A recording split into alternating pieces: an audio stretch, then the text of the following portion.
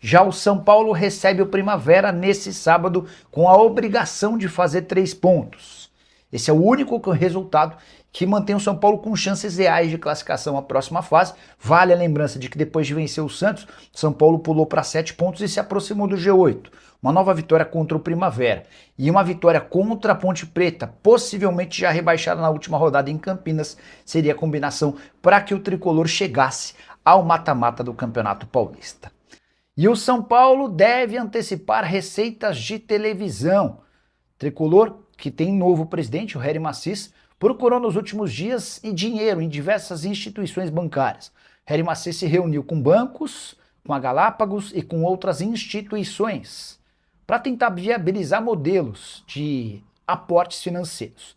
A grande verdade é que as ações foram frustradas. São Paulo não tem muito moral no mercado, especialmente por conta da fama de mal pagador, e diante desse cenário não deve restar outra alternativa ao presidente do São Paulo do que aceitar a antecipação de 5% dos direitos de transmissão do Campeonato Brasileiro referentes à Libra. Essa possibilidade foi sugerida para todos os times que fazem parte da Libra. O Grêmio, por exemplo, já aceitou e saiu gastando e contratando jogadores especialmente na Argentina, com a perspectiva de cair nos próximos dias um valor próximo a 73 milhões de reais. Certamente com 73 milhões, o novo presidente do São Paulo tem fôlego para, não sei se até o fim da temporada, mas para pelo menos os próximos meses, ele que tem batido na tecla de que não vai mais aceitar atrasos nos pagamentos dos direitos de imagem. Tricolor durante toda a temporada passada atrasava 2 meses. Quando ia completar o 3º mês de direito de imagem, para evitar que os jogadores pudessem ir à justiça, São Paulo quitava um dos meses e foi assim que a coisa seguiu. Só para completar sobre o São Paulo, registrar que ainda não existe acordo entre Tricolor e Oscar sobre a rescisão do contrato. O meio atacante, que decidiu se aposentar, insiste em receber as luvas, o prêmio pela assinatura do contrato relacionado aos anos de 2026 e 2027, mesmo sem entrar em campo. São Paulo considera essa pedida absolutamente injusta. Já Otávio, meio atacante revelado no Internacional, com passagem pelo Porto, seleção portuguesa e que defendia o Al Nassr ao lado de Cristiano Ronaldo, é alvo do Grêmio. Pedido do técnico Luiz Castro, o treinador e o jogador trabalharam juntos durante bastante tempo no Al Nassr. Você vai lembrar que no fim da temporada passada na Arábia Saudita, o Otávio acabou trocando o Al Nassr pelo Al Qadisiyah. Não é um time grande, mas está entre os médios do futebol saudita. Ele conseguiu manter seu salário extremamente alto para os padrões internacionais, contrato só se encerra em junho de 27. E nos últimos dias a imprensa saudita chegou a afirmar que o contrato do Otávio estava sendo rescindido, que permitiria a ele ficar livre para escolher seu novo clube. Antes de gravar o vídeo procurei o Railson, que é irmão do Otávio. O Railson assegura que está tudo normal, não tem nenhuma discussão sobre rescisão de contrato por Otávio. O que acontece é que ele, por conta de uma lesão grave, não joga desde o fim do ano passado. Ele está praticamente recuperado de lesão e a expectativa do Qadisiyah é de passar a contar com o Otávio já nos próximos dias. Em relação ao interesse do Grêmio, é real, é oficial, mas o negócio dos mais complicados por todas as condições, especialmente financeiras. Salário alto, necessidade de uma compensação financeira grande. Difícil imaginar que vai haver acordo entre as partes. E Júlio Casares tem mais um problema para resolver. O GE trouxe a informação de que o ex-presidente do São Paulo utilizou quase 500 mil reais em gastos com seu cartão corporativo enquanto presidente do São Paulo. Júlio se defende assegurando que devolveu toda essa grana corrigida ao longo do 2º semestre do ano passado e antes de todos aqueles escândalos explodirem. Escândalos que envolvem venda de camarotes, entre outras coisas. Júlio Casares precisou se afastar, se licenciar. Ele renunciou à presidência do São Paulo para evitar o impeachment. Já havia perdido no Conselho Deliberativo, restaria apenas a votação entre os sócios. A partir daí, Hery Macis se tornou presidente do São Paulo e fica até dezembro, quando vai haver uma eleição.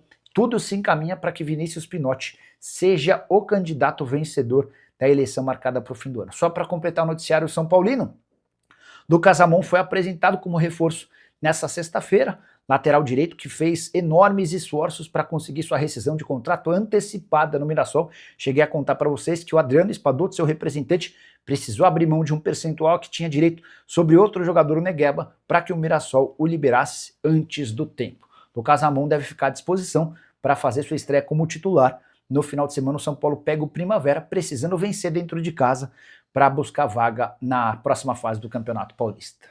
Tá bom? O Breno Oliveira perguntando sobre o São Paulo cogitar envolver jogadores numa troca pelo Raul Laser. Verifica pra gente, Nicola. Vamos mandar mensagem pro Matos. Eu nunca escutei falar de Raul Laser no São Paulo, tá? Mas... vamos lá, ó. Boa noite. Tudo em paz. São Paulo te procurou? Raul Laser. Só algumas atualizações sobre o Santos. O Santos ainda está no mercado. O Cauã 5793, boa noite, Nicola. Atualizações sobre o São Paulo, por favor. Imagino que a tua grande preocupação hoje seja sobre contratações. São Paulo tirou o pé em relação a reforços. Há uma preocupação... Perdão. Há uma preocupação gigante do São Paulo com a condição financeira. Nos últimos dias, o novo presidente do São Paulo, Harry Massis, andou conversando com várias instituições financeiras, com bancos, com a Galápagos, com várias outras possibilidades, tudo para tentar levantar um dinheiro. E a verdade é que ele não conseguiu ter êxito nessa história. Diante desse cenário, o São Paulo está praticamente decidido a antecipar 5% dos seus direitos de transmissão do Campeonato Brasileiro. É um acordo que a Libra havia sugerido para os times.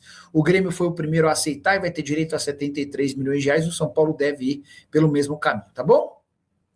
E Júlio Casares tem mais um problema para resolver. O GE trouxe a informação de que o ex-presidente do São Paulo utilizou quase 500 mil reais em gastos com seu cartão corporativo enquanto presidente do São Paulo. Júlio se defende assegurando que devolveu toda essa grana corrigida ao longo do segundo semestre do ano passado e antes de todos aqueles escândalos explodirem. Escândalos que envolvem venda de camarotes, entre outras coisas. Júlio Casares precisou se afastar, se licenciar. Ele renunciou à presidência do São Paulo para evitar o impeachment, já havia perdido no Conselho Deliberativo, restaria apenas a votação entre os sócios. A partir daí, Harry Massis se tornou presidente do São Paulo e fica até dezembro, quando vai haver uma eleição.